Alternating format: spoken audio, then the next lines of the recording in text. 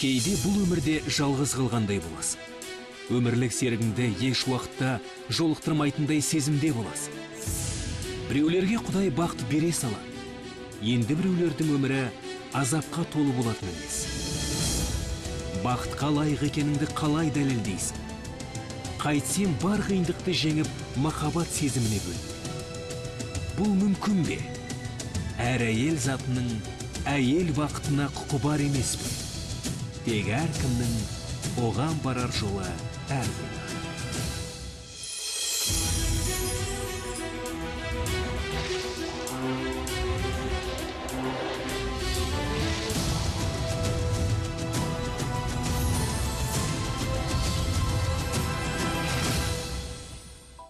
Лаура мен Камила туған апалы сіңлілер. Бірнеше жылдан бері олар екеуі ғана өмір сүріп келеді. Олардың ата-аналары көлік апатынан қайтыс болған. Үлкені Лаура кішкентай сіңлісі Камиланы өзі өсірді. Қазіргі таңда Лаура беделді салондардың бірінде косметолог болып жұмыс істейді. Ал Камила 11-ші сыныпта оқиды. Мектепті бітірген соң шетел тілдері университетіне түскісі келеді. Лаура сіңлісіне көмектеспекші болып, ағылшын тілі оқытушысы Жандосты тартады. Біраз уақыт өткен соң Лаура мен Жандос бір-бірін ұнатып қалып, қыз бен жігіт ретінде кездесе бастайды. Бұл отбасы бақытты, тыныштықта өмір сүріп жатқан еді. Бірақ бұл жақсылықты арам пиғылды белгісіз адам бұзды.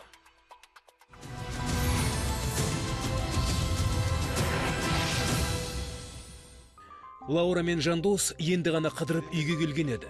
Олар киноға барды. Жақсы кино болды. Мен негіз ойлағам, әшейін мелодрама, жүрекке тимейтін деп. Бірақ жақсы, маған ұнады. Ал мен білдім ғой саған ұнайтынын. Әйтпесе саған киноға барайықшы деп жалынбас едім. Сен әр кезде де мен не қалайтынымды сезіп тұрасың. Жан, отыршы, саған бір зат айтайын деп едім. Не болды? Жан, мен сені жақсы көрем. Мен сенсіз өмірімді көрмеймін. Маған тұрмысқа шығуға келісіміңді бересің бе? Әрине жаным, келсем.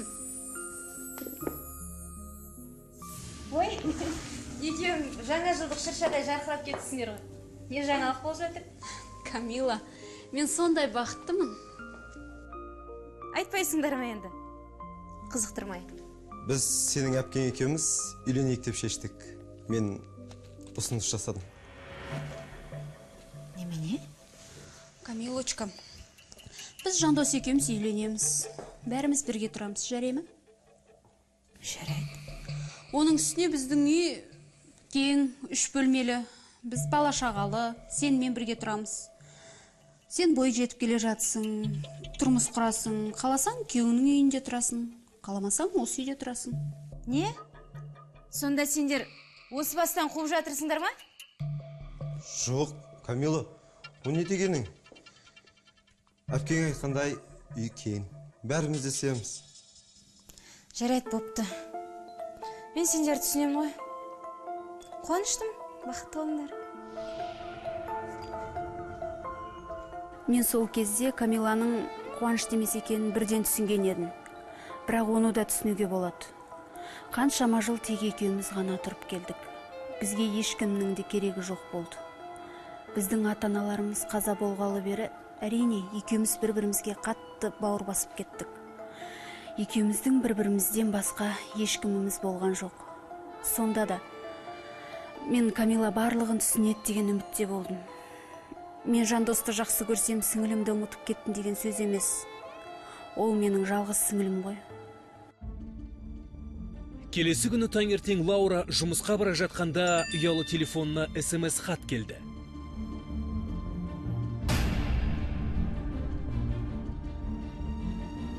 Бой жеткен есінен танып қала жаздады. Күн бұлай жазуы мүмкін. Шынымен де оның жігіті Жандостың басқа біреуі бар ма? Күні бойы Лаураның жұмысқа зауқы болмай, ойынан әлгі белгісіз хат кетпей қойды. Үйіне келе сала, сіңлісіне барлығын айтып береді.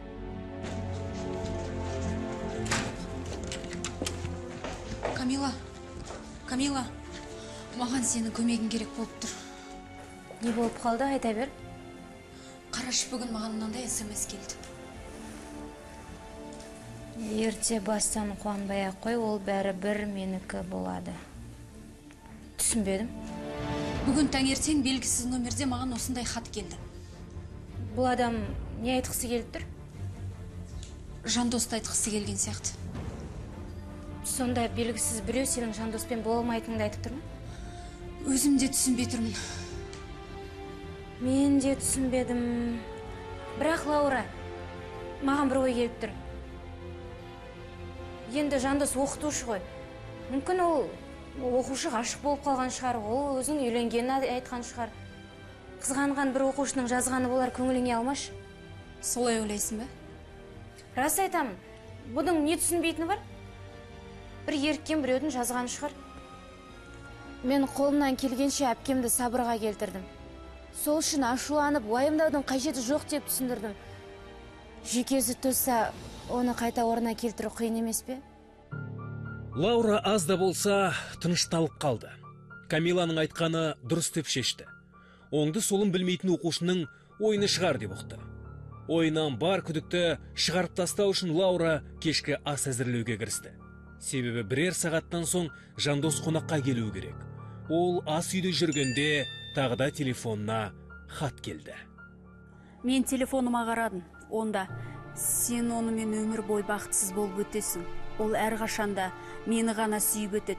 Сен барып тұрған шынды екенсің деп жазылып тұрды. Мен бар даусымды шығарып айғайлағым келіп кетті. Себебі есім шығып дірілдеп кеттім.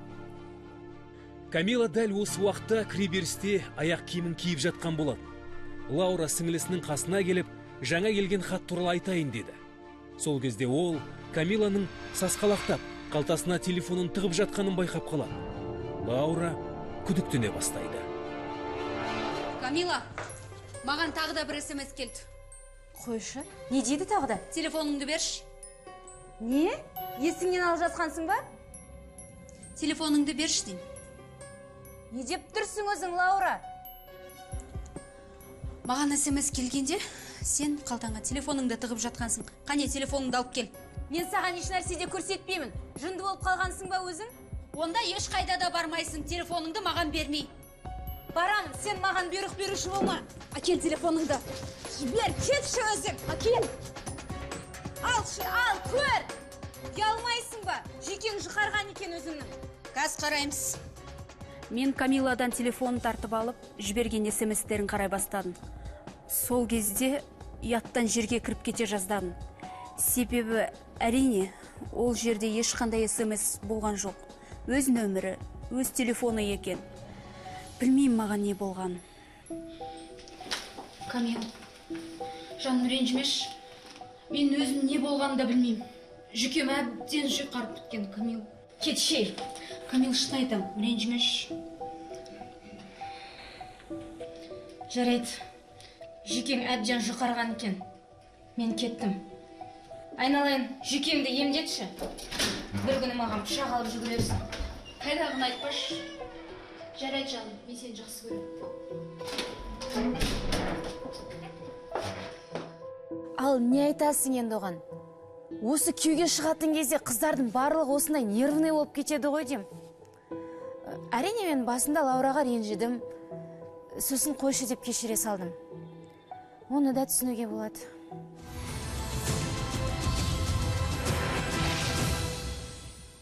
Келесі күні таңертең Лаура жандоспен кездесіп, белгісіз СМСтер туралы айтып берді. Ал жандос болашақ келіншегінің ойына кіріп шықпаған ұсынысты айтты. Әкелші, сол нөмерге хабарласып көрейік. Жандос, сен дұрыс айтасың. Мен тіпті олай жасау, ойыма да келмепті. Қазір көрейін.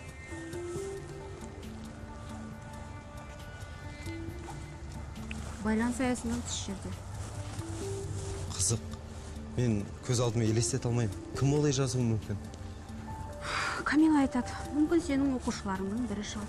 Қызғаныштан маған ұқсап жайын жазып жүрген. Лаура, менің оқушыларым ондайға бармайды.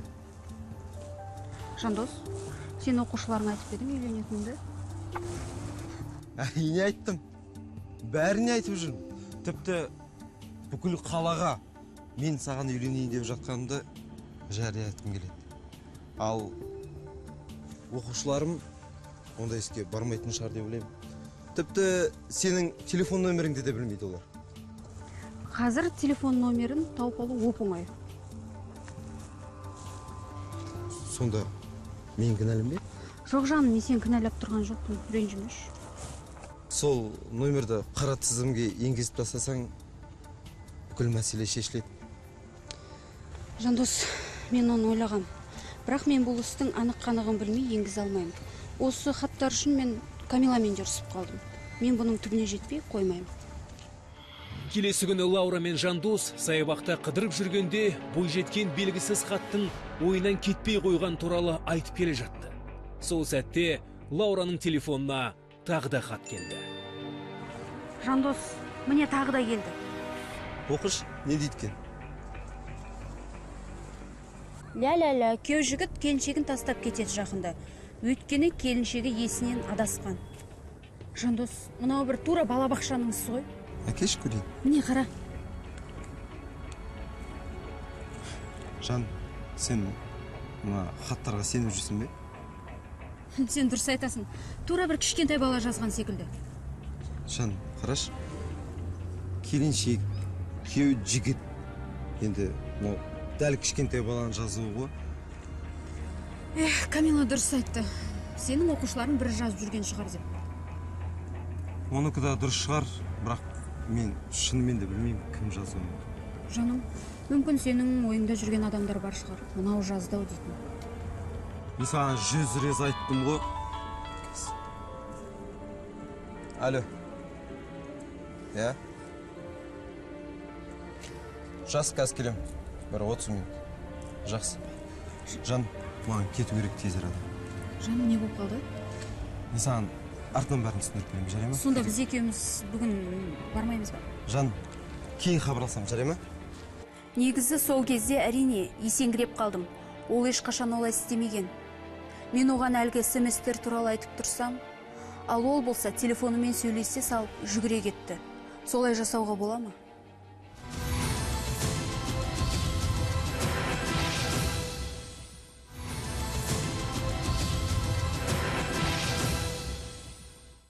Лаура мен Камила туған апалы сіңлілер. Бірнеше жылдан бері олар екеуі ғана өмір сүріп келеді. Олардың ата-аналары көлік апатынан қайтыс болған. Үлкені Лаура беделді салондардың бірінде косметолог болып жұмыс істейді. Ал Камила 11-ші сыныпта оқиды. Үлкен әпкесі сіңлісіне ағылшын тілінен оқытушы жалдайды. Ол жігіттің есімі Жандос. Лаура мен Жандос бір-бірін ұнатып қалады. Жігіт Лаураға тұрмысқа шық деп ұсыныс жасайды. Содан кейін бойжеткеннің телефонына бейтаныс нөмірден SMS хаттар келе бастайды. Бейтаныс арам пиғылды адам Жандоспен бақытты болмайтынын жазады. Бір кездері хаттың авторы сіңілім деп күдіктенеді. Бірақ олай емес екендігіне көз жеткізген соң барлығын болашақ күйеуіне айтып береді. Бірақ Жандос оның кім екенін түсіне алмай қойды. Бір кездері Жандос Лаурамен кездесіп тұрған жерінен түсініксіз себептермен аяқ асты кетіп қалады.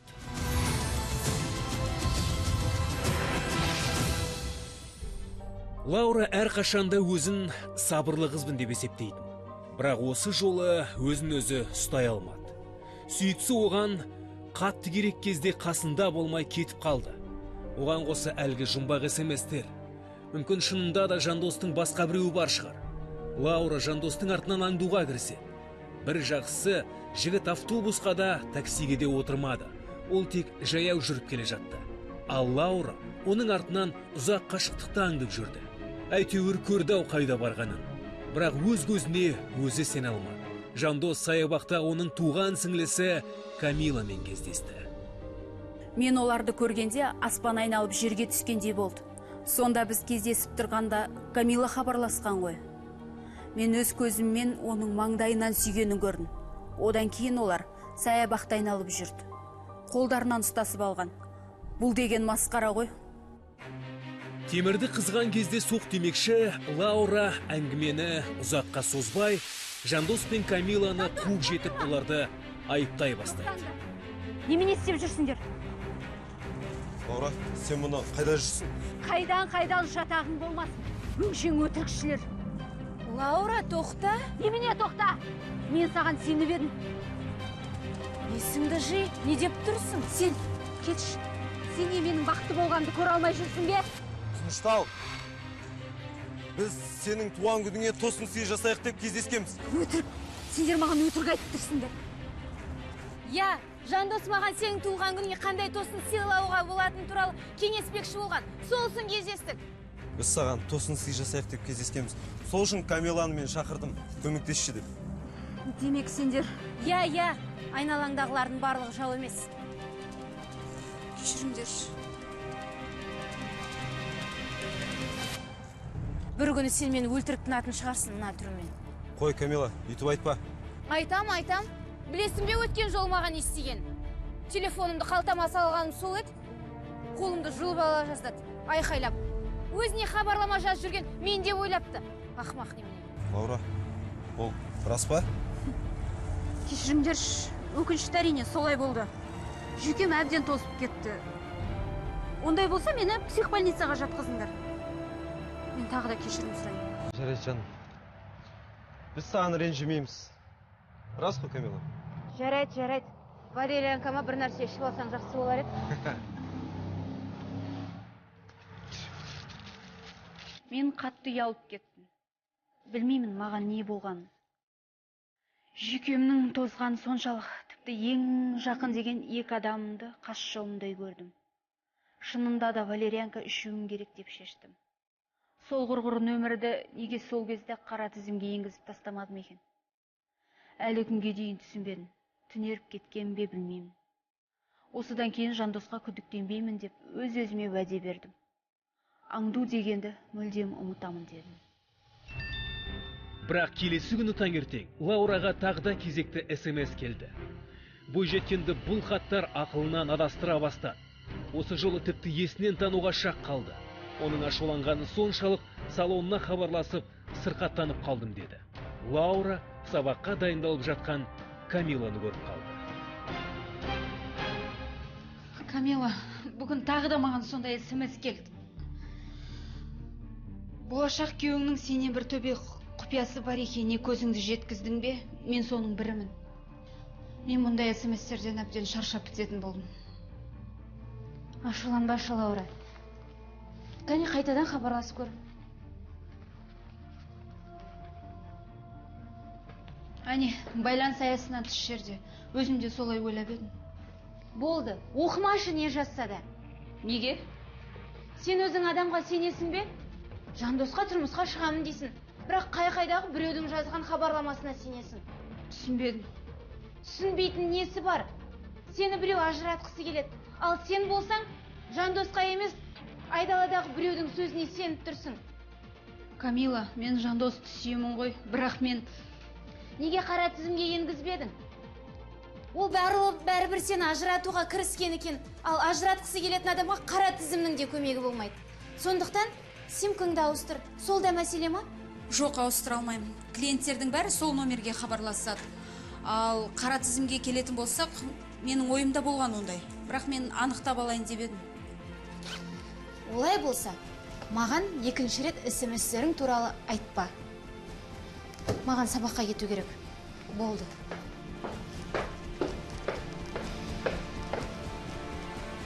Көп кешікпей Жандос Лаураны алып кетуге келеді. Үйден шыға берісте кенеттен Жандостың ұялы телефоны шырылдайды. Жандос, Сәлем. сен не істеп жүрсің? Қалайсың? Саған келдім? Маған? Иә. Ескертусіз, ештеңкесіз келдім. Алло. Иә. Қазір келем. Жарайды. Жан, кешірші.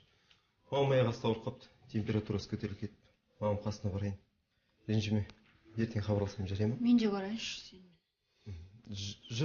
Жоқ. Мама тыныштық керек. Ал сені көрсе, той жайлы сұрай бастайды. Одан кейін қайдағы тыныштық? Мен өзім барып келем, иә? Иә, жарайды. Мамаңа сәлем айт. Тезірек жазылып кетсін. Жақсы.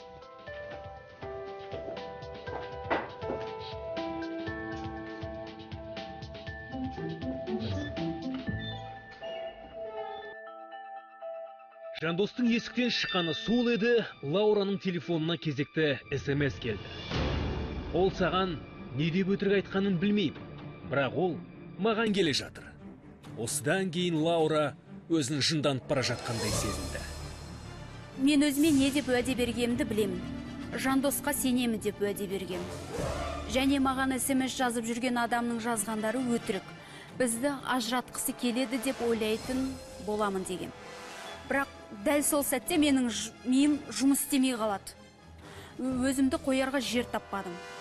Біреу мен аңдып жүрген ғой. Менің Жандостың әрбір қадамын білетін адам. Мен осы жолы әлгі жексұрының кім екенін білуге тиістімін деп шештім. Бұл жолы Лаураға таксиге отырып, жүргізушімен Жандостың артынан аңдуға келісуге тура келді. Оның ізінен келе жатып болашақ күйеуінің анасына емес, басқа адаммен кездесуге бара жатқанын сезді.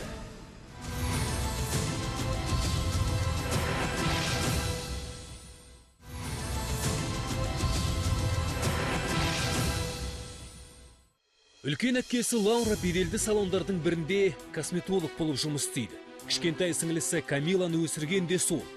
Ол мектеп түлегі. Олардың ата-аналары көлік апатынан қайтыс болған.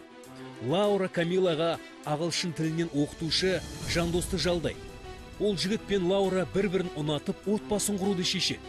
Бірақ Лаураның телефонына бір түрлі СМС хаттар келе бастайды. Ол хаттарда Жандос онымен бірге болмайтыны, басқа жанды сүйетіні жазылған. Лаура өзінің сіңлісінен күдіктенеді, бірақ оның күдіктері орынсыз болып шығады. Бірде Жандос анам ауырып қалды деп кездесуден кетіп қалады. Сол сәтте белгісіз абоненттен жігіттің өтірік айтып тұрғаны жайында хат келеді. Лаура болашақ жарының артынан аңдуға бел байлап, оның анасына емес, басқа біреуге бара жатқанын түсінеді.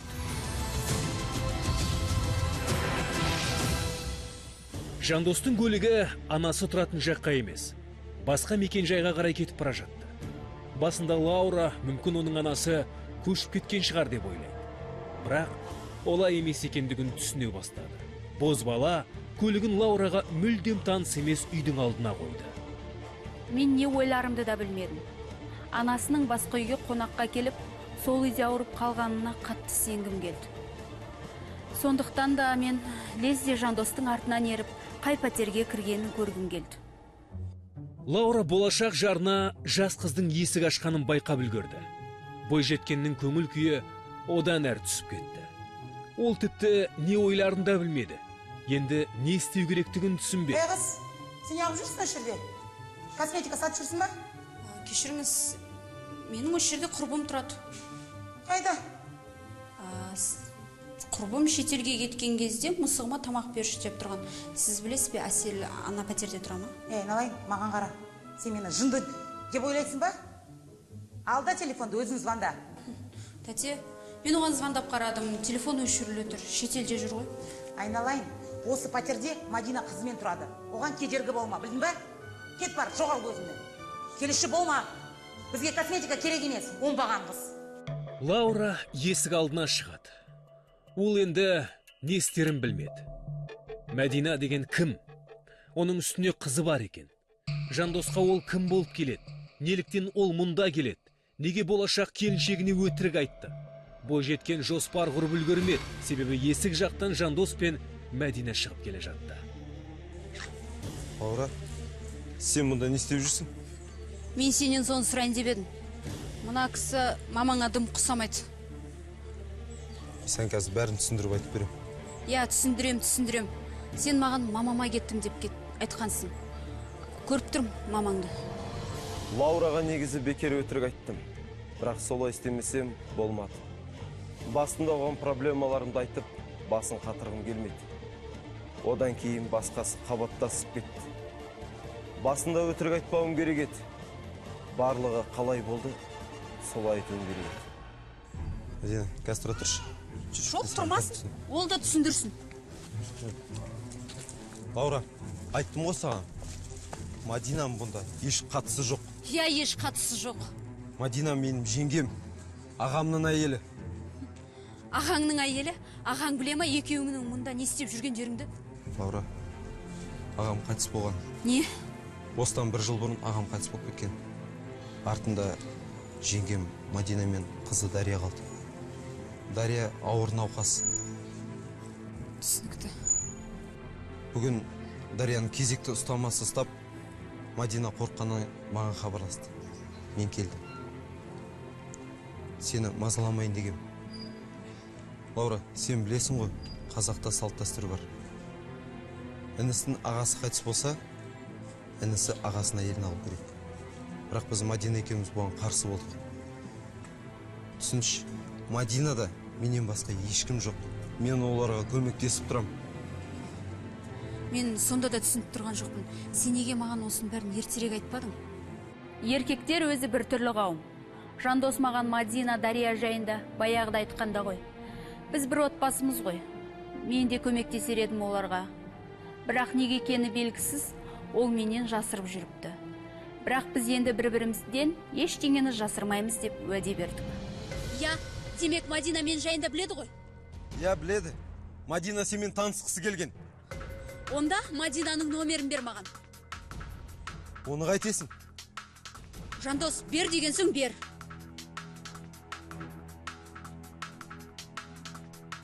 Мадина ондай іске бармайды. Жоқ, бұл Мадина емес. Дарияның номерін бер. Лаура, артық кетпе. Мен сенің орныңда болғанда қарсыласпайтын едім. Бер. Әбден жынданайын дейсің сен. Мә. Жоқ, бұл Дарияда емес, Мадинада емес. Енді кім болды екен, Маған кішкене болса да мейірімді болу керек еді. Лаураға не болып жүргенін көріп тұрмын ғой. Бірақ сол сәтте мен қатты ашулы болдым. Қалай ғана Мадина мен Дариядан күдіктенуге болады. Ол не бары 10 жастағы қыз ғой. Лаура абыржып меңзеңге үйге түсті. Жандос та оған өтірік айтты. Бірақ бұлардың белгісіз хатқа қатысы жоқ еді. Мен саған соңғы рет айтам. Мен бұның бәрінен шаршадым. Сол нөмірді қара тізімге енгізіп тасташ, сөнген құтыласың. Қате смс-теріңе. Сен дұрыс айтасың. Осы нөмірді қара тізімге енгізейін. Бірақ соңғы рет звондап көрсем қайтеді. Ал көңілің соны қалап тұрса, хабарласып көр. Абонент байланыс аясынан тыс жерде. Міне тағы да байланыс аясынан тыс жерде.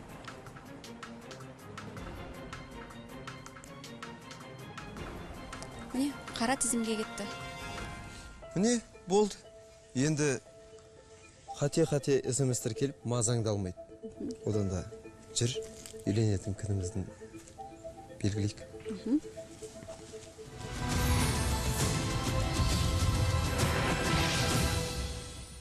Келесі күні Лаураның туған күні. Камила Жандосқа сүйіктісіне сыйлық таңдауға көмектесті. Олар алтын білезік сатып алды. Туған күн иесі де сол әшекейді қалаған. Атаулы күнді отбасымен үйде тек үшеуі ғана тойлауды шешті. Міне торт. Өзім пісірдім. Рас па? Шын айтам.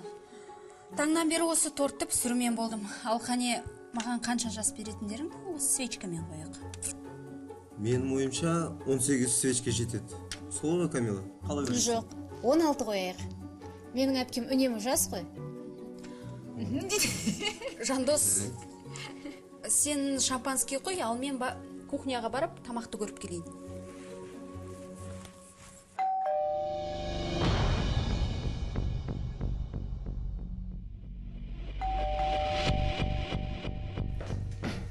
Лаура, мына гүлдер саған сияқты.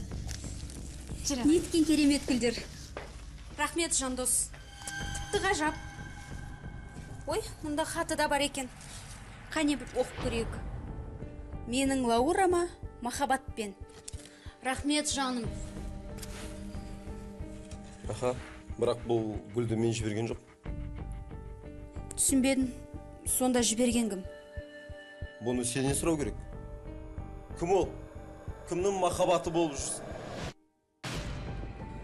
Жаным, мен бұл букетті сен жібергеніңе сенімді болдым. Бұндай букет жіберетіндей адам жоқ менде. Бірақ мына хатты біреу жазды ғой. Жарайды. Менің жұмыстарым шығып қалды. Өздерің тойлай беріңдер.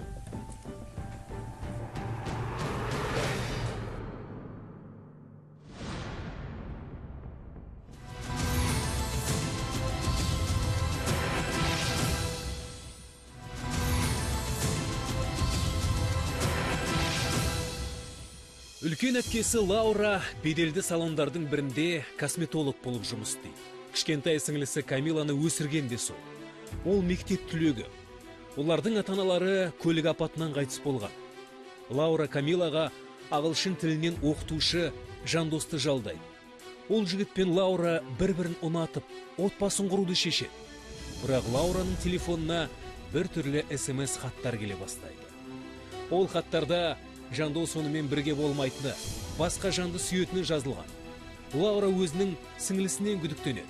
Бірақ оның күдіктері орынсыз болып шығады. Бірде Жандос анам ауырып қалды деп кездесуден кетіп қалады.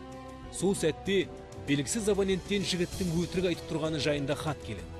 Лаура болашақ жарының артынан аңдуға бел байлап, оның анасына емес, басқа біреуге бара жатқанын түсінеді.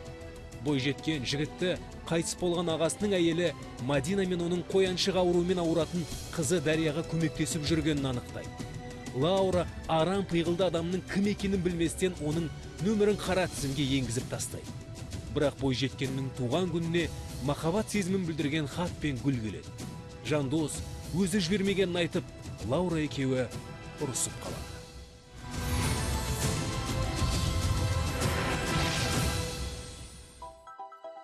Келесі күні Лаура мен Камила үйлеріне көңілсіз қайтады. Я, туған күнім жақсы өтті. Камила, бірақ мен түсінбеймін. Мені соншалықты кім жеп көреді? Қандай оқушы? Айтпа, сені асқан шеберлікпен жынды қылды ғой өзі. Мен тіпті гүл алып келетін қызметке де хабарластым. Олар ешқандай көмек бере алмайтынын айтты. Гүлді интернет арқылы тапсырыс берген. Ізіңіз жоқ. Қазір енді интернет дәуірі. Жауыздарға әбден ыңғайлы. Қайтесің енді? Жандоспен хабарластың ба? Хабарластым, хат та жаздым. Телефонын көтермейді, хатыма жауап бермейді. Кішкене ойланса болады ғой. Әлгі SMS-терде гүлде біреудің ісі екен. Мен Жандостың райынан қайтатынына сенімді болдым. Жарайды, мен оған алдап жүрсің деп жала жаптым. Бірақ ол менен гөрі ақылдырақ қой. Хабарластым, хат жаздым. Сол гүлдің кім жібергенін білмеймін де, түсінбеймін де дедім. Енді түсінуге болады ғой. Апалы сіңлі екеуі үйлеріне кірейін деп жатқаны сол еді, Жандостың айқайлаған дауысын естіп, кілт тоқтап қалады. Жандос, сен мұнда неғып жүрсің? Сені көргеніме өте қуаныштымын. Менің жазған SMS-терімді алдың ба? Әрине алдым, оқыдым. Жан, кешірші мен. Мен саған әрине сенемін. Сенікі дұрыс. Біздің мейрамды құртқан сол SMS жазған адамдар. Жаным, мен сені өте қатты жақсы көремін. Бұдан кейін ұрыспайықшы. Камила, сен не істеп тұрсың? Кел, мен сені де құшақтайын. Көңілсізсің ғой. Я, көңілсізбін. Лаура, сен неменеге мәз болып тұрсың? Сен SMS жазған адамның кім екенін де анықтаған жоқсың. Мынау сені алдап жүр. Камила, сен не деп тұрсың? Өзің айттың емес пе? SMS-терді оқушыларының бірі жазған шығар деп. Мен не айтпаушы едім, ешкім еріккеннен SMS жазбайды. Сен букет гүлді де анықтаған жоқсың. Мен әпкем сондай аңқау екеніне таңғалам. Кім болса да оған қателік жасайын деп жатқан ескертті ғой. Мен оның орнында болғанда ойланатын едім. Ешкім бостан босқа жазбайды олай, ал оның ойында ештеңе жоқ. Өлеңдетіп, бақыттан бас айналып, үйлену тойының күнін белгілеп жүр. Той көйлегін таңдайын деп жүр. Есі дұрыс емес. Мен оның орнында болғанда бәрін анықтап алатын едім. Камила, саған не болған? Сендер өздеріңе қарап алыңдар. Мәз болып кетіп бара жатырсыңдар. Өткенде кездесуді кейінге қалдырып қайда кетті? Сол кезде еңіреп тұрып жылап айтқансың маған. Содан бері үндемейсің. Онда сенің жұмысың болмасын. Қызық болса айтайын. Жандос маған бәрін түсіндіріп айтқан. Қайтыс болған ағасының әйеліне кеткен. Бізді уайымдамасын деп ештеңе айтпаған. Я, не деген ақ көңіл жын дедің? Қайдан білесің? Уайымдамасын деп пе? Қайдан білесің алдамаған ақымақ? Жындысың сен. Камила, сен қалай сөйлесетін болғансың? Қалай сөйлегім келсе, солай сөйлейм. сені алдап жүр, ал сен болса соған сеніп жүрсің, Лаура. Жаба аузыңды, Камила. Өтірікші, ақымақ, жек көрем сендерді. Не істеп тұрсың, башы аттына? Өтпелі шақта жүр ғой, не істейсің енді? Бірақ барлығы жақсы болып келе жатыр еді. Менің сіңілімнің қылықтары толғандырды. Біздің ата-анамыз қайтыс болғаннан бері бірде-бір рет ұрсып көрмеппіз. Ал қазір мүлдем басқаша. Жандос оны қуып жеткісі келді, бірақ қайдағы? Ол қатты жүгіріп кетті. Көңіл күйлері түскен Лаура мен Жандос үйге келіп, бір шай ішіп, ертеңге дейін қоштасты. Ал Камила үйге келмеді. Оның құрбысы хабарласып, соның үйіне қонатынын айтты. Ал келесі күні келіншек пен күйеу жігітті тағы да бір сынақ күтіп тұрды.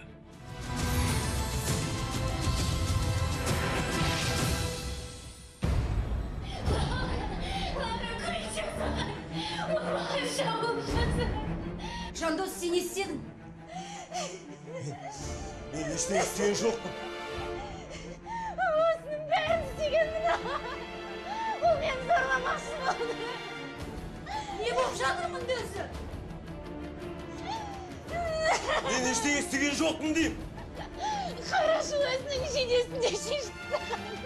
Мені де зорламақшы болды. Бұл рас па? Жандос, мен саған рас па деймін? Жоқ, мен ештеңе істеген жоқпын. Жандос, сен бәрін құрттың. Жандос. Сен дұрыс түсінбедің. Мен ештеңе істеген жоқпын деймін. Менің үйімнен кет. Кет менің үйімнен, Жандос, кет!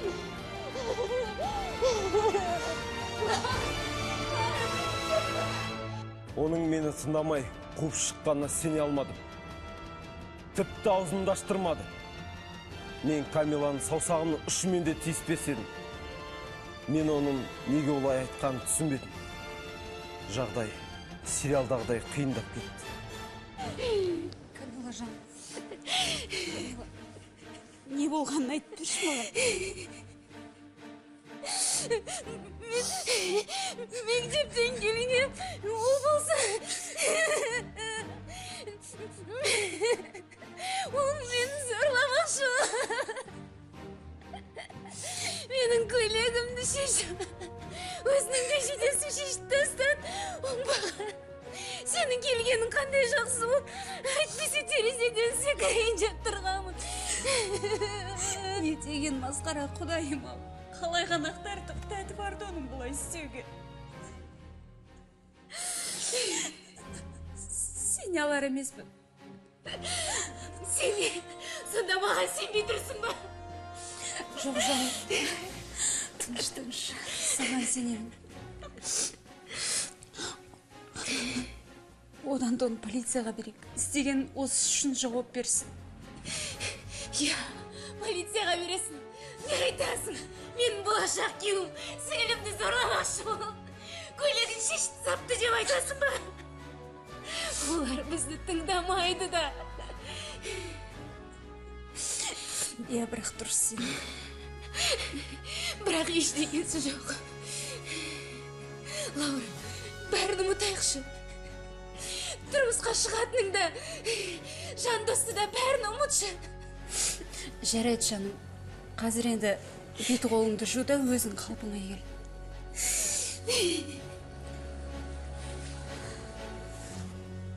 Камила ваннаға кіріп кетті. Лаура бөлмені тазалап жіберейін деп іске кірісті. Үстелде сіңілісінің кітаптары жатқан. Еш ойланбастан әпкесі қазақ тілі дәптерін қолына алады. Дәптердегі баға бой жеткенді қуанта қоймады.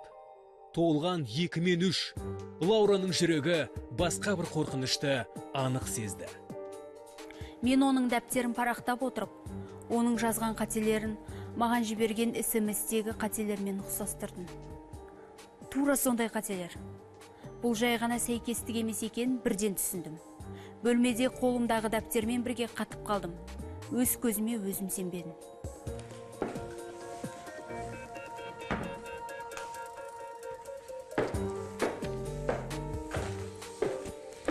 Камила, айта берші, Лаура. Камила, мынау не? Кешір, соңғы кезде сабағым нашарлап кетті. Мүмкін маған қазақ тілінен оқытушы жалдау керек шығар. Ағылшын тілінен де басқасын. Мен саған бағалар туралы айтып тұрған жоқпын. Мен саған дәптердің ішіндегі қателер туралы айтып тұрмын. Дәл осы қателер маған SMS-пен келген. Енді қайтейін? Бұл жай ғана сәйкестік емес. Мүмкін өтірік айтқаныңды қоясың, а? Жарайды. Ол хабарға маған жазған менмін. Камила, сенің бұған қалай ғана қолың бар? Солай қолым барды. Мен жақсы көрген ол жандосты. Мен бір көргеннен ғашық болғам. Ал сен болсаң оны менен тартып алдың. Ол менікі болу керек болатын. Әрине, сен маңыздысың, үлкенсің. Маған қарамайды да. Камила, сен менің туған сіңлімсің ғой. Бұлай жасауға қалай ғана басың жетті. Махаббатта әркім өз бақыты үшін күреседі. Мен өз бақытым үшін күрестім. Ал менің бақытым ше? Күлкімді келтірмеш. Қайдағы бақыт? Белгісіз хабарлама келген. Жарыңа сенбей шықтың емес па? Сол ма сенің бақытың? Сол ма? Мен сені мүлде білмейді екем. Сенің мен білетініңде, білмейтініңде түкіргенім бар. Ал мен сені білгімде келмейді. Жек көрем сені. Мен Камиланың айтқандарын тыңдап тұрдым. Бірақ өңімде болып жатқан нәрсеге сене алмадым. Менің кішкентай сіңілім. 10 жасынан бастап мен өсірген қызым.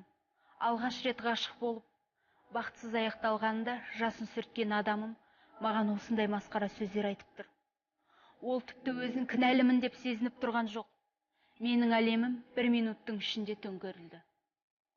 Мойындаймын, мүмкін артық кетіп қалған шығарым. Бірақ махаббат пен соғыста барлық қару пайдалы деп бекер айтпаған ғой. Мен өзім бақытым үшін күрестім. 1 жылдан соң бәрі ұмытылып, жандос маған ғашық болып қалса ғой. Лаураның бәрібір соңында бізге бақыт тілейтініне сенімдімін. Ең соңында барлық ашылып қалғанына өкінемін. Лаура үн-түнсіз үйден шығып кетті.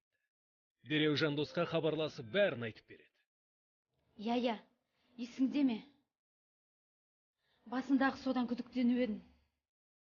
Әлгі телефонын сөмкесінен тауып алдым. Төз жаным, кешірші мен. Басында саған сенбеп едім. Басым істемей қалды. Мен ол кезде ештеңе түсініп үлгермей қалдым. Камила есік ашылысын ести салып, жейдесін жыртып, көмекке шақыра бастады. Мен не ойлауым керек? Нағыз цирк болды өзі. Білмеймін. Біз онымен енді қалай бірге тұрамыз? Енді қалай болса да тілін табу керек. Мен Лаураны қатты сүйем. Ал Камила әлі бала ғой. Баланы жазалауға бола ма? Бірақ өмір бойы ренжіп өтуге болмайды ғой. Лаура екеуміз бар қиындықты жеңетімізге сенімдімін.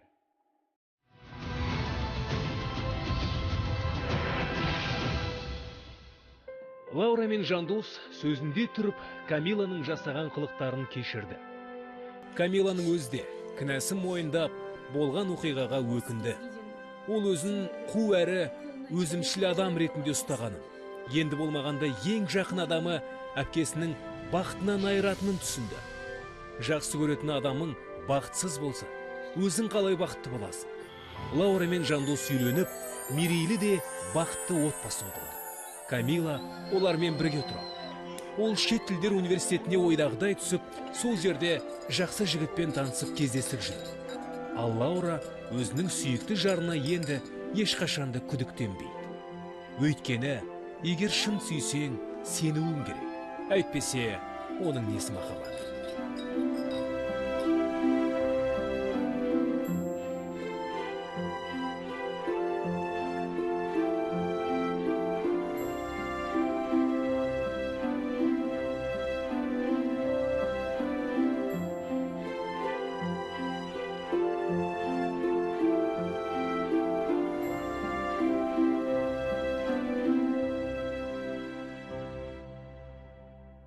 кеңеспекші болған. Сол үшін кездестік.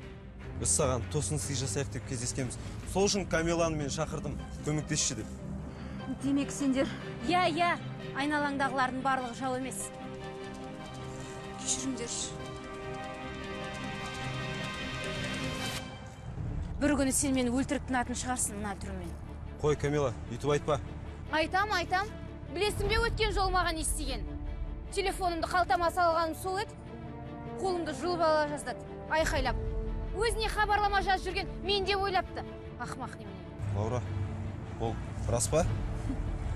Кешіріңдерші, өкінішті әрине солай болды.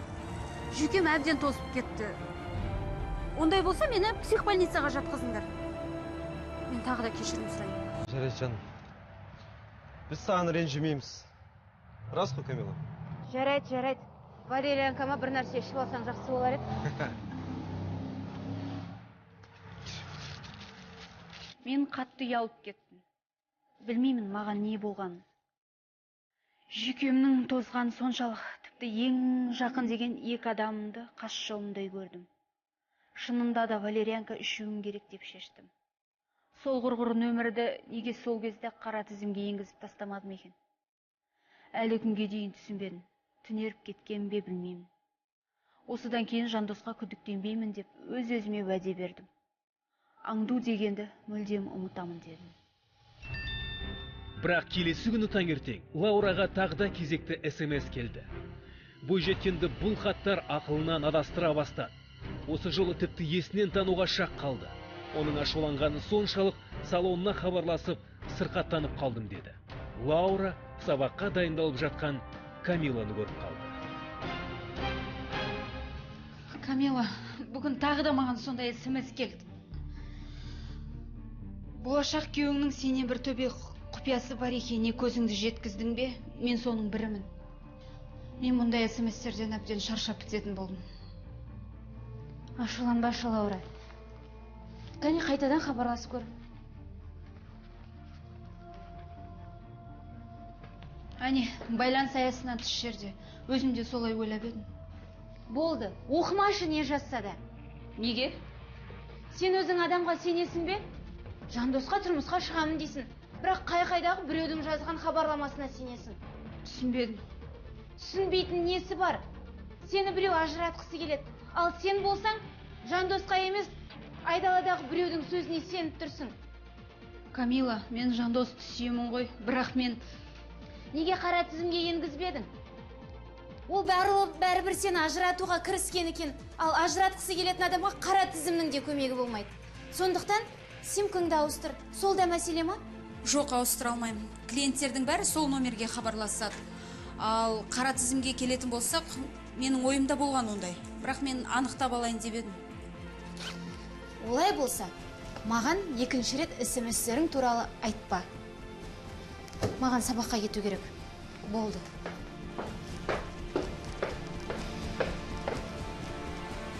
Көп кешікпей Жандос Лаураны алып кетуге келеді. Үйден шыға берісте кенеттен Жандостың ұялы телефоны шырылдайды. Жандос? Сәлем. Сен не істеп жүрсің? Қалайсың? Саған келдің? Маған? Иә. Еш ескертусіз, ештеңгесіз келдің. Алло. Иә. Қазір келем. Жарайды. Жан, кешірші. Мамам аяқ асты ауырып қапты. Температурасы көтеріліп кетті. Мамам қасына барайын. Ренжіме. Ертең хабарласам жарай ма? Мен де барайыншы сен. Жоқ. Мамама тыныштық керек. Ал сені көрсе, той жайлы сұрай бастайды. Одан кейін қайдағы тыныштық? Мен өзім барып келем, иә? Иә, жарайды. Мамаңа сәлем айт. Тезірек жазылып кетсін. Жақсы.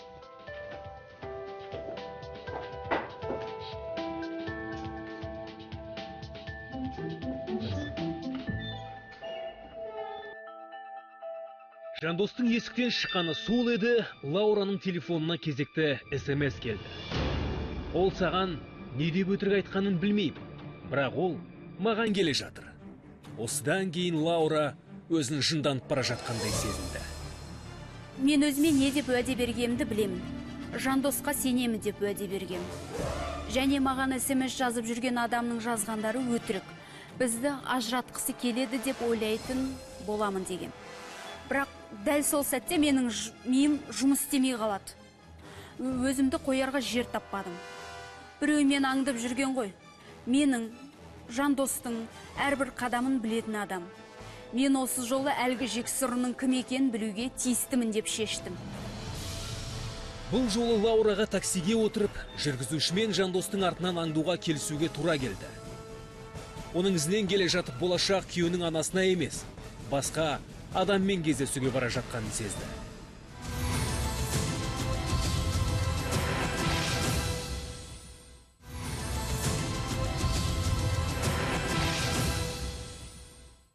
Үлкен әпкесі Лаура беделді салондардың бірінде косметолог болып жұмыс істейді. Кішкентай сіңлісі Камиланы өсірген де сол. Ол мектеп түлегі. Олардың ата-аналары көлік апатынан қайтыс болған. Лаура Камилаға ағылшын тілінен оқытушы Жандосты жалдайды. Ол жігіт пен Лаура бір-бірін ұнатып, отбасын құруды шешеді. Бірақ Лаураның телефонына бір түрлі SMS хаттар келе бастайды. Ол хаттарда Жандос онымен бірге болмайтыны, басқа жанды сүйетіні жазылған. Лаура өзінің сіңлісінен күдіктенеді, бірақ оның күдіктері орынсыз болып шығады. Бірде Жандос анам ауырып қалды деп кездесуден кетіп қалады. Сол сәтте белгісіз абоненттен жігіттің өтірік айтып тұрғаны жайында хат келеді. Лаура болашақ жарының артынан аңдуға бел байлап, оның анасына емес, басқа біреуге бара жатқанын түсінеді. Жандостың көлігі анасы тұратын жаққа емес, басқа мекен жайға қарай кетіп бара жатты. Басында Лаура мүмкін оның анасы көшіп кеткен шығар деп ойлайды. Бірақ олай емес екендігін түсіне бастады. Бозбала көлігін Лаураға мүлдем таныс емес үйдің алдына қойды. Мен не ойларымды да білмедім. Анасының басқа үйге қонаққа келіп, сол үйде ауырып қалғанына қатты сенгім келді. Сондықтан да мен лезде Жандостың артынан еріп, қай пәтерге кіргенін көргім келді. Лаура болашақ жарына жас қыздың есік ашқанын байқап үлгерді. Бойжеткеннің көңіл күйі одан әрі түсіп кетті. Ол тіпті не ойларын да білмеді. Енді не істеу керектігін түсінбеді. Қыз, сен неғып жүрсің осы жерде? Косметика сатып жүрсің ба? Кешіріңіз, менің осы Кейде бұл өмірде жалғыз қалғандай боласың. Өмірлік серігіңді еш уақытта жолықтырмайтындай сезімде боласың. Біреулерге Құдай бақыт бере салады. Енді біреулердің өмірі азапқа толы болатын емес. Бақытқа лайық екеніңді қалай дәлелдейсің? Қайтсем бар қиындықты жеңіп, махаббат сезіміне бөлді.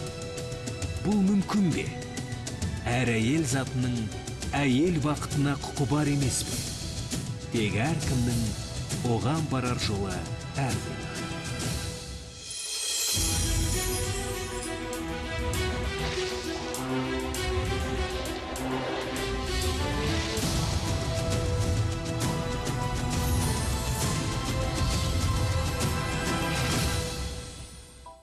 Лаура мен Камила туған апалы сіңлілер. Бірнеше жылдан бері олар екеуі ғана өмір сүріп келеді. Олардың ата-аналары көлік апатынан қайтыс болған. Үлкені Лаура кішкентай сіңлісі Камиланы өзі өсірді. Қазіргі таңда Лаура беделді салондардың бірінде косметолог болып жұмыс істейді. Ал Камила 11-ші сыныпта оқиды. Мектепті бітірген соң шетел тілдері университетіне түскісі келеді. Лаура сіңлісіне көмектеспекші болып, ағылшын тілі оқытушысы Жандосты тартады. Біраз уақыт өткен соң Лаура мен Жандос бір-бірін ұнатып қалып, қыз бен жігіт ретінде кездесе бастайды. Бұл отбасы бақытты, тыныштықта өмір сүріп жатқан еді. Бірақ бұл жақсылықты арам пиғылды белгісіз адам бұзды.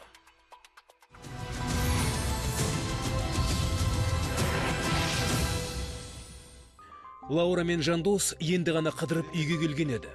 Олар киноға барды. Жақсы кино болды. Мен негізі ойлағам, жай әшейін мелодрама, жүрекке тимейтін деп. Бірақ жақсы, маған ұнады. Ал мен білдім ғой саған ұнайтынын. Әйтпесе саған киноға барайықшы деп жалынбас едім. Сен әр кезде де мен не қалайтынымды сезіп тұрасың. Жан, отыршы, саған бір зат айтайын деп едім. Не болды? Жан, мен сені жақсы көрем. Мен сенсіз өмірімді көрмеймін. Маған тұрмысқа шығуға келісіміңді бересің бе? Әрине жаным, келсем. Ой, екеуің жаңа жылдық шыршадай жарқырап кетсіңдер ғой. Не жаңалық болып жатыр? Камила, мен сондай бақыттымын. Айтпайсыңдар ма енді? Қызықтырмай. Біз сенің әпкең екеуміз үйленейік деп шештік. Мен ұсыныс жасадым. Немене? Камилочка, біз Жандос екеуміз үйленеміз. Бәріміз бірге тұрамыз, жарай ма? Жарайды. Оның үстіне біздің үй кең, 3 бөлмелі. Біз бала шағалы, сенімен бірге тұрамыз. Сен бой жетіп келе жатсың, тұрмыс құрасың, қаласаң күйеуіңнің үйінде тұрасың, қаламасаң осы үйде тұрасың. Не? Сонда сендер осы бастан қуып жатырсыңдар ма? Жоқ, Камила, о не дегенің? Әпкең айтқандай үй кең. Бәріміз де сүйеміз. Жарайды, бопты. Мен сендер түсінемін ғой. Қуаныштым, бақытты болыңдар. Мен сол кезде Камиланың қуанышты емес екенін бірден түсінген едім. Бірақ оны да түсінуге болады. Қаншама жыл тек екеуміз ғана тұрып келдік. Бізге ешкімнің де керегі жоқ болды. Біздің ата-аналарымыз қаза болғалы бері, әрине, екеуміз бір-бірімізге қатты бауыр басып кеттік. Екеуміздің бір-бірімізден басқа ешкіміміз болған жоқ. Сонда да мен Камила барлығын түсінеді деген үмітте болдым. Мен Жандосты жақсы көрсем, сіңілімді ұмытып кеттім деген сөз емес. Ол менің жалғыз сіңілім ғой. Келесі күні таңертең Лаура жұмысқа бара жатқанда ұялы телефонына SMS хат келді.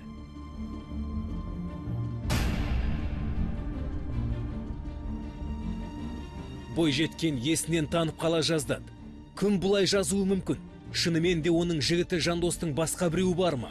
Күні бойы Лаураның жұмысқа зауқы болмай, ойынан әлгі белгісіз хат кетпей қойды. Үйіне келе сала, сіңілісіне барлығын айтып береді.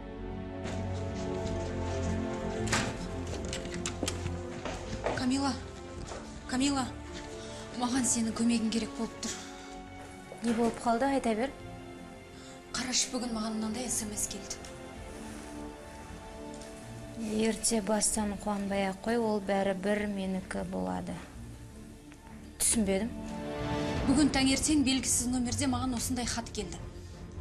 Бұл адам не айтқысы келіп тұр? Жандосты айтқысы келген сияқты. Сонда белгісіз біреу сенің Жандоспен болмайтыныңды айтып тұр ма? Өзім де түсінбей тұрмын. Мен де түсінбедім. Бірақ Лаура, маған бір ой келіп тұр. Енді Жандос оқытушы ғой. Мүмкін ол оқушы ғашық болып қалған шығар, ол өзінің үйленгенін айтқан шығар. Қызғанған бір оқушының жазғаны болар, көңіліңе алмаш. Солай ойлайсың ба? Рас айтамын. Бұның не түсінбейтіні бар? Бір еріккен біреудің жазғаны шығар. Мен қолымнан келгенше әпкемді сабырға келтірдім. Сол үшін ашуланып, уайымдаудың қажеті жоқ деп түсіндірдім. Жүйкесі тұрса, оны қайта орнына келтіру қиын емес пе? Лаура аз да болса тынышталып қалды. Камиланың айтқаны дұрыс деп шешті. Оңды солын білмейтін оқушының ойыны шығар деп ұқты.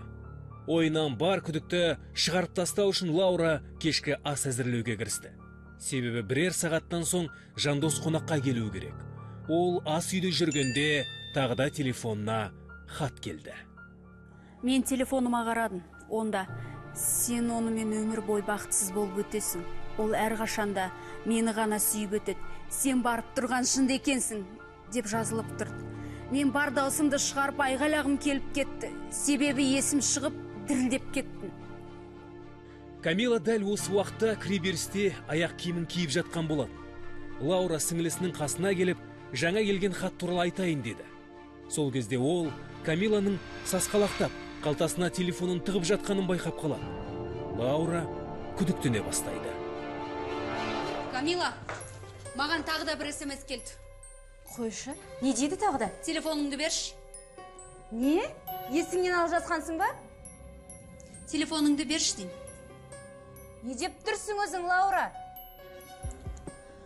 Маған СМС келгенде сен қалтаңа телефоныңды тығып жатқансың. Қане телефоныңды алып кел. Мен саған еш нәрседе көрсетпеймін. Жынды болып қалғансың ба өзің? Онда еш қайда да бармайсың. Телефоныңды маған бермей.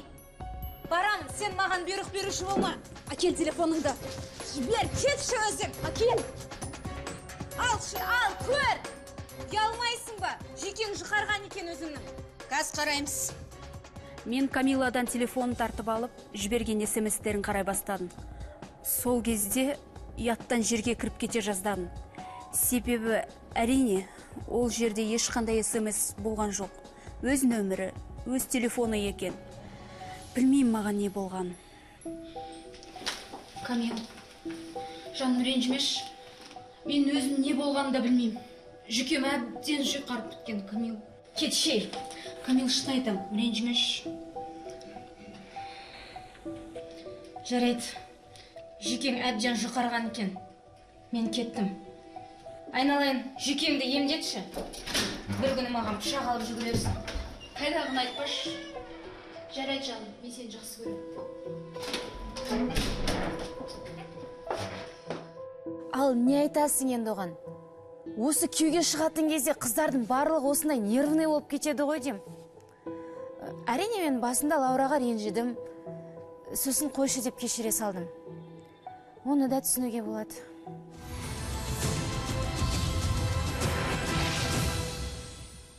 Келесі күні таңертең Лаура Жандоспен кездесіп, белгісіз СМСтер туралы айтып берді. Ал Жандос болашақ келіншегінің ойына кіріп шықпаған ұсынысты айтты. Әкелші, сол нөмерге хабарласып көрейік. Жандос, сен дұрыс айтасың. Мен тіпті олай жасау, ойыма да келмеді. Қазір көрейін.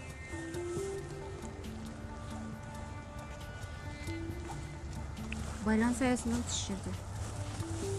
Қызық, мен көз алдыма елестете алмаймын. Кім олай жазуы мүмкін?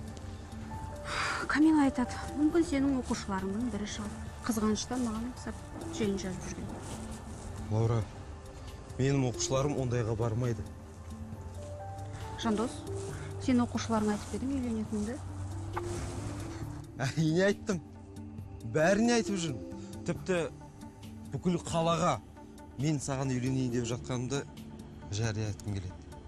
Ал оқушыларым ондай іске бармайтын шығар деп ойлаймын. Тіпті сенің телефон нөміріңді де білмейді олар. Қазір телефон номерін тауып алу оп-оңай. Сонда мен кінәлім бе? Жоқ жаным, мен сен кінәлап тұрған жоқпын, ренжімеш. Сол номерді қара тізімге енгізіп тастасаң, бүкіл мәселе шешіледі. Жандос, мен оны ойлағам. Бірақ мен бұл істің анық-қанығын білмей енгізе алмаймын. Осы хаттар үшін мен Камиламен ұрсып қалдым. Мен бұның түбіне жетпей қоймаймын. Келесі күні Лаура мен Жандос саябақта қыдырып жүргенде бойжеткен белгісіз хаттың ойынан кетпей қойған туралы айтып келе жатты. Сол сәтте Лаураның телефонына тағы да хат келді. Жандос, міне тағы да келді. Оқыш, не дейді екен? Ля-ля-ля, күйеу жігіт келіншегін тастап кетеді жақында. Өйткені келіншегі есінен адасқан. Жандос, мынау бір тура балабақшаның ісі ғой. Әкеш көрейін. Міне қара. Жан, сен мына хаттарға сеніп жүрсің бе? Сен дұрыс айтасың. Тура бір кішкентай бала жазған секілді. Жан, қараш. Келіншек, күйеу жігіт. Енді дәл кішкентай баланың жазуы ғой. Камила дұрыс айтты. Сенің оқушыларың бір жазып жүрген шығар деп. Оныкі да дұрыс шығар, бірақ мен шынымен де білмеймін кім жазуы. Жаным, мүмкін сенің ойыңда жүрген адамдар бар шығар. Мынау жаздау дейтін. Мен саған 100 рет айттым ғой. Алло. Я? Жас қазір келем. Бір 30 минут. Жақсы. Жан, маған кету керек тезір адам. Жаным, не болып қалды? Мен саған артынан бәрін түсіндіріп беремін, жарай ма? Сонда біз екеуміз бүгін бармаймыз ба? Жан, кейін хабарласам, жарай ма? Негізі сол кезде әрине есеңгіреп қалдым. Ол ешқашан олай істемеген. Мен оған әлгі СМСтер туралы айтып тұрсам, ал ол болса телефонымен сөйлесе салып жүгіре кетті. Солай жасауға бола ма?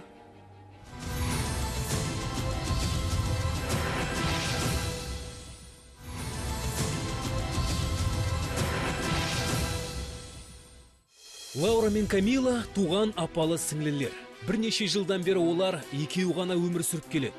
Олардың ата-аналары көлік апатынан қайтыс болған.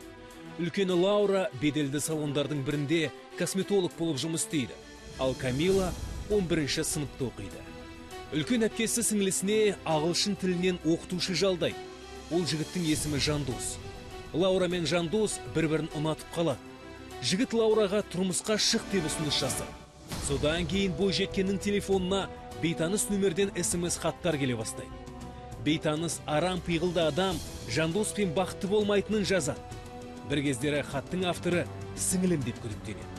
Бірақ олай емес екендігіне көз жеткізген соң барлығын болашақ күйеуіне айтып береді. Бірақ Жандос оның кім екенін түсіне алмай қойды.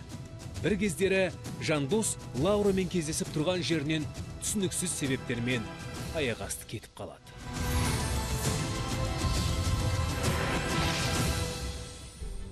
Лаура әрқашанда өзін сабырлы қызбын деп есептейтін. Бірақ осы жолы өзін өзі ұстай алмады.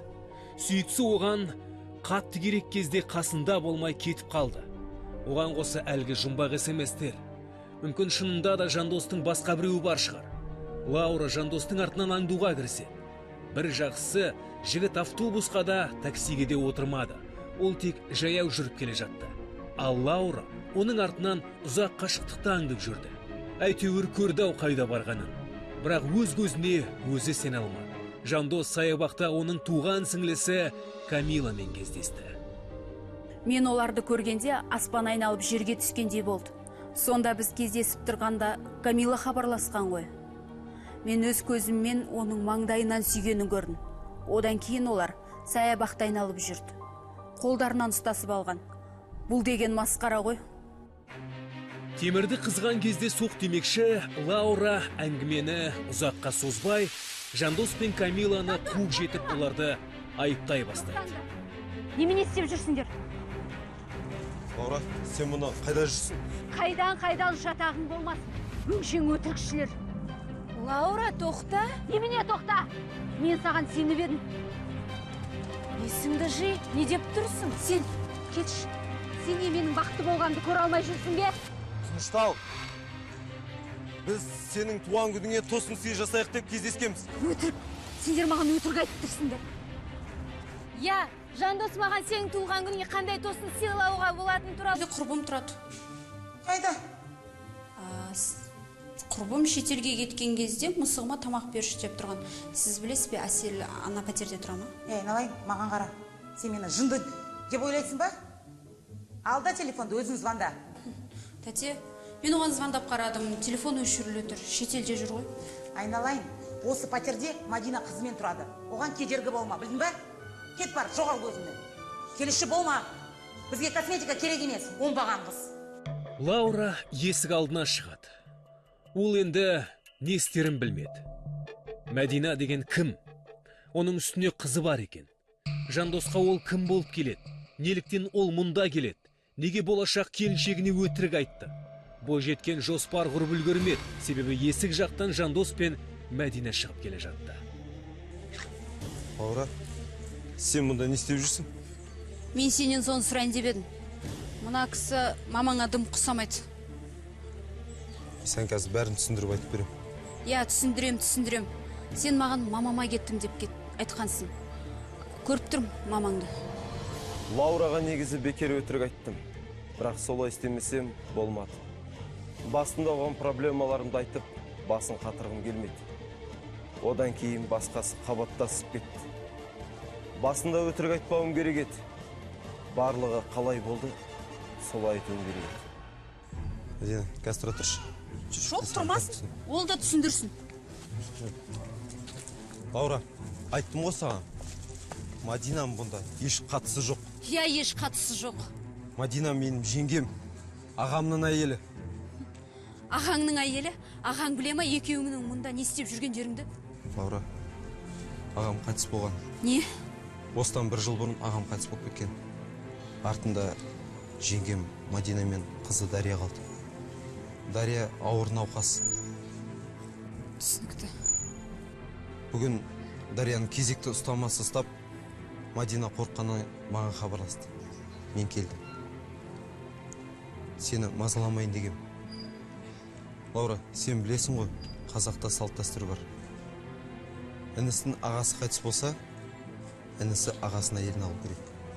Бірақ біз Мадина екеуміз бұған қарсы болдық. Түсінші, Мадинада менен басқа ешкім жоқ. Мен оларға көмектесіп тұрам. Мен сонда да түсініп тұрған жоқпын. Сен неге маған осының бәрін ертерек айтпадың? Еркектер өзі бір түрлі қауым. Жандос маған Мадина, Дария жайында баяғыда айтқанда ғой. Біз бір отбасымыз ғой. Мен де көмектесер едім оларға. Бірақ неге екені белгісіз, ол менен жасырып жүріпті. Бірақ біз енді бір-бірімізден ештеңені жасырмаймыз деп уәде бердік. Я, демек Мадина мен жайында біледі ғой? Я, біледі. Мадина сенімен танысқысы келген. Онда Мадинаның номерін бер маған. Оны қайтесің? Жандос, бер деген соң бер.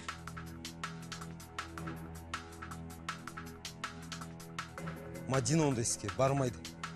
Жоқ, бұл Мадина емес. Дарияның номерін бер. Лаура, артық кетпе. Мен сенің орныңда болғанда қарсыласпайтын едім. Бер. Әбден жынданайын депсің сен.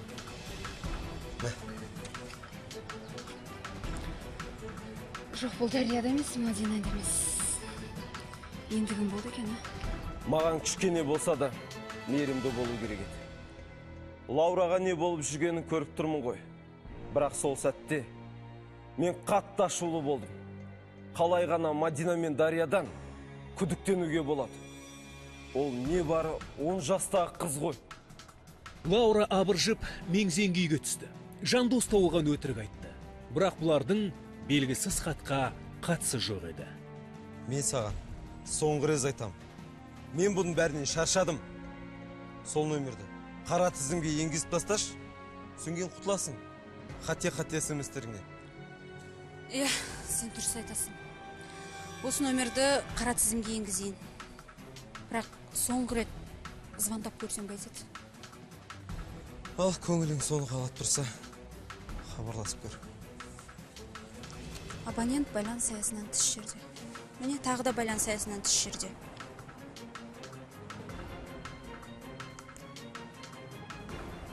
Міне қара тізімге кетті. Міне болды. Енді қате смс-тер келіп мазаңды алмайды.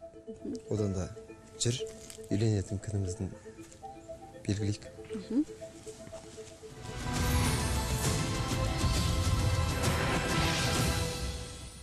Келесі күні Лаураның туған күні. Камила Жандосқа сүйіктісіне сыйлық таңдауға көмектесті. Олар алтын білезік сатып алды. Туған күн иесі де сол әшекейді қалаған. Атаулы күнді отбасымен үйде тек үшеуі ғана тойлауды шешті. Міне торт. Өзім пісірдім. Рас па? Я, шын айтам. Таңнан бері осы тортты пісірумен болдым. Ал қане маған қанша жас беретіндерің осы свечкамен қояқ. Менің ойымша 18 свечке жетеді. Сол ғой, Камила? Қалай көресің? Жоқ, 16 қояйық. Менің әпкем үнемі жас қой. Жандос, сен шампанский қой, ал мен кухняға барып тамақты көріп келейін.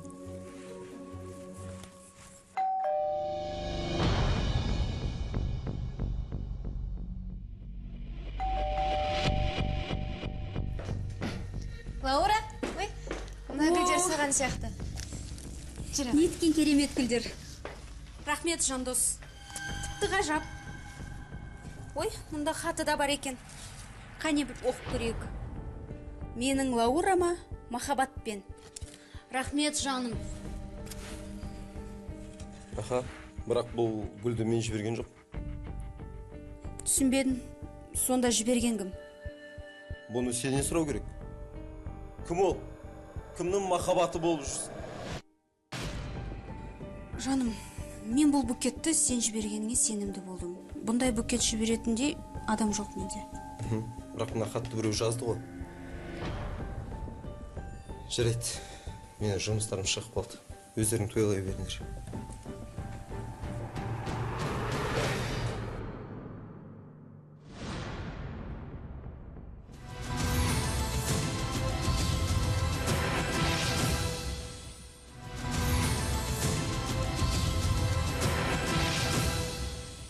Үлкен әпкесі Лаура беделді салондардың бірінде косметолог болып жұмыс істейді. Кішкентай сіңлісі Камиланы өсірген де сол.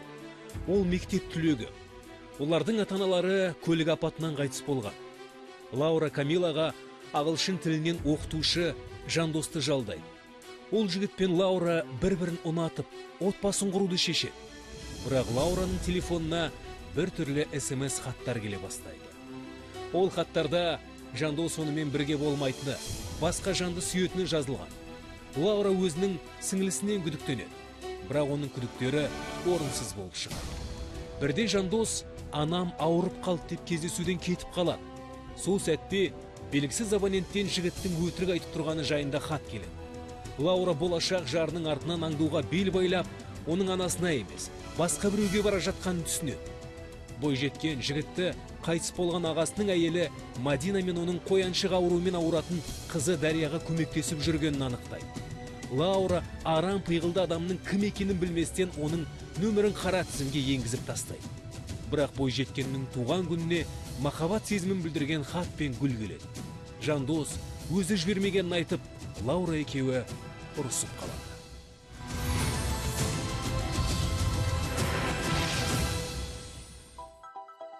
Келесі күні Лаура мен Камила үйлеріне көңілсіз қайтады. Я, туған күнім жақсы өтті. Камила, бірақ мен түсінбеймін. Мені соншалықты кім жеп көреді? Қандай оқушы? Айтпа, сені асқан шеберлікпен жынды қылды ғой өзі. Мен тіпті гүл алып келетін қызметке де хабарластым. Олар ешқандай көмек бере алмайтынын айтты. Гүлді интернет арқылы тапсырыс берген. Ізіңіз жоқ. Қазір енді интернет дәуірі. Жауыздарға әбден ыңғайлы. Қайтесің енді? Жандоспен хабарластың ба? Хабарластым, хат та жаздым. Телефонын көтермейді, хатыма жауап бермейді. Кішкене ойланса болады ғой. Әлгі SMS-терде гүлде біреудің ісі екен. Мен Жандостың райынан қайтатынына сенімді болдым. Жарайды, мен оған алдап жүрсің деп жала жаптым. Бірақ ол менен гөрі ақылдырақ қой. Хабарластым, хат жаздым. Сол гүлдің кім жібергенін білмеймін де, түсінбеймін де дедім. Енді түсінуге болады ғой. Апалы сіңлі екеуі үйлеріне кірейін деп жатқаны сол еді, Жандостың айқайлаған дауысын естіп, кілт тоқтап қалады. Жандос, сен мұнда неғып жүрсің? Сені көргеніме өте қуаныштымын. Менің жазған SMS-терімді алдың ба? Әрине алдым, оқыдым. Жан, кешірші мен. Мен саған әрине сенемін. Сенікі дұрыс. Біздің мейрамды құртқан сол SMS жазған адамдар. Жаным, мен сені өте қатты жақсы көремін. Бұдан кейін ұрыспайықшы. Камила, сен не істеп тұрсың? Кел, мен сені де құшақтайын. Көңілсізсің ғой. Я, көңілсізбін. Лаура, сен неменеге мәз болып тұрсың? Сен SMS жазған адамның кім екенін де анықтаған жоқсың. Мынау сені алдап жүр. Камила, сен не деп тұрсың? Өзің айттың емес пе? SMS-терді оқушыларының бірі жазған шығар деп. Мен не айтпаушы едім, ешкім еріккеннен SMS жазбайды. Сен букет гүлді де анықтаған жоқсың. Мен әпкем сондай аңқау екеніне таң қалам. Кім болса да оған қателік жасайын деп жатқан ескертті ғой. Мен оның орнында болғанда ойланатын едім. Ешкім бостан босқа жазбайды олай, ал оның ойында ештеңе жоқ. Өлеңдетіп, бақыттан бас айналып, үйлену тойының күнін белгілеп жүр. Той көйлегін таңдайын деп жүр. Есі дұрыс емес. Мен оның орнында болғанда бәрін анықтап алатын едім. Камила, саған не болған? Сендер өздеріңе қарап алыңдар. Мәз болып кетіп бара жатырсыңдар. Өткенде кездесуді кейінге қалдырып қайда кетті? Сол кезде еңіреп тұрып жылап айтқансың маған. Содан бері үндемейсің. Онда сенің жұмысың болмасын. Қызық болса айтайын. Жандос маған бәрін түсіндіріп айтқан. Қайтыс болған ағасының әйеліне кеткен. Бізді уайымдамасын деп ештеңе айтпаған. Я, не деген ақ көңіл жын дедің? Қайдан білесің? Уайымдамасын деп пе? Қайдан білесің алдамаған ақымақ? Жындысың сен. Камила, сен қалай сөйлесетін болғансың? Қалай сөйлегің келсе, солай сөйлейм. Сені алдап жүр, ал сен болса соған сеніп жүрсің, Лаура. Жаба өзіңді, Камила. Өтірікші, ақымақ, жек көрем сендерді. Не істеп тұрсың, бар шартқыны. Өтпелі шақта жүр ғой, не істейсің енді? Бірақ барлығы жақсы болып келе жатыр еді. Менің сіңілімнің қылықтары толғандырды. Біздің ата-анамыз қайтыс болғаннан бері бірде-бір рет ұрсып көрмеппіз. Ал қазір мүлдем басқаша. Жандос оны қуып жеткісі келді, бірақ қайдағы? Ол қатты жүгіріп кетті.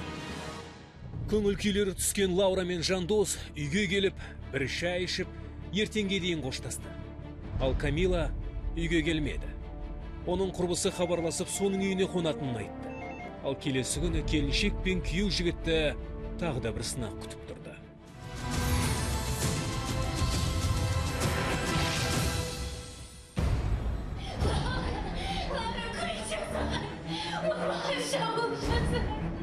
Жандос, сен не істедің? Мен ештеңе істеген жоқпын. Осының бәрін істеген мына. Ол мен зорламақшы болды. Не болып жатыр мұнда өзі? Мен ештеңе істеген жоқпын деймін. Қарашы өзінің жидесінде шешті. Мені де зорламақшы болды. Бұл рас па? Жандос, мен саған разы ба деймін? Жоқ, мен ештеңе істеген жоқпын. Жандос, сен бәрін құрттың. Жандос. Сен дұрыс түсінбедің. Мен ештеңе істеген жоқпын деймін. Менің үйімнен кет. Кет менің үйімнен, Жандос, кет!